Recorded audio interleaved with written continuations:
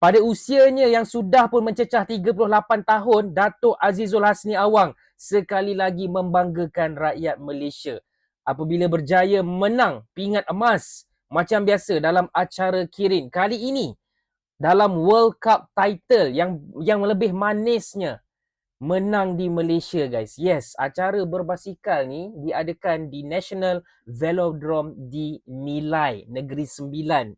Okey, sebenarnya agak kurang hype pasal acara berbasikal di Malaysia ni. Ramai sebenarnya tak tahu yang tahun ni diadakan di Malaysia. Okey, tapi untuk mereka yang pergi ke Nilai, bagi aku memang tak sia-sia lah. Datang daripada jauh ke, daripada dekat ke, memang tak sia-sia. Even aku sendiri pun, aku rasa macam menyesal sikit. Walaupun hari ni agak tak sempat sebenarnya kalau nak pergi Nilai pun. Tapi kalau dapat pergi Nilai, tengok ni depan-depan live kan. Mesti pengalaman yang sangat menakjubkan lah. Dan powernya kemenangan ini berjaya mengalahkan juara dunia dalam acara Kirin, Harry Leveson, yang pernah bersaing juga dekat Olimpik dulu. Lepas tu yang berada di tempat ketiga adalah Paul Nicholas. Okay. So Datuk Azizul dapat pingat emas. Tapi kalau korang tengok kalau korang tengok final lap tu, memang sangat-sangat berdebar. Memang sangat-sangat jantung tu macam boleh menang tak ni? Boleh tak ni? Boleh tak ni?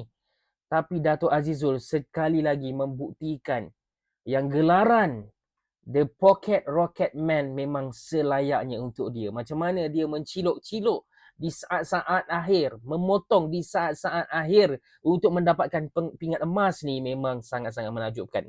Okey, senang cerita, aku tunjuklah video dekat korang. Okey, korang boleh tengok sendiri video final lap acara Kirin, macam mana Datuk Azizul boleh menang pingat emas. Okey, tengok in 3, 2, 1, let's go. Okey, korang tengok dekat sini final lap acara Kirin. Nampak Datuk Azizul dekat mana? Dekat belakang. Macam mana dia dekat position kelima, tiba-tiba dapat nombor 4, lepas tu mara sampai nombor 3, and then nombor 2, dan di hujung-hujung menjadi juara sekaligus mendapatkan pingat emas untuk Malaysia. Guys, kalau dia lambat 1 saat je tak dapat pingat emas tau. Macam mana timing dia boleh perfect gila. Dan dia dah buat benda ni banyak kali. Sebab itulah dia digelar The Pocket Rocket Man. Sebab dia dah menyelinap masuk cilok-cilok ni, dia dah buat in his whole life, guys. So korang sendiri dah tengok tadi macam mana Datuk Azizul menang. Okay, bukan kemenangan yang mudah, bukan kemenangan yang selesa. Macam mana dia boleh potong daripada belakang. Aku memang sangat-sangat impress.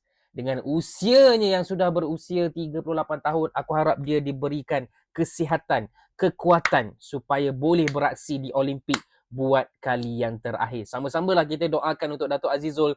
Dan sekali lagi saya ingin mengucapkan tahniah kepada our Malaysian GOAT, The Pocket Rocket Man.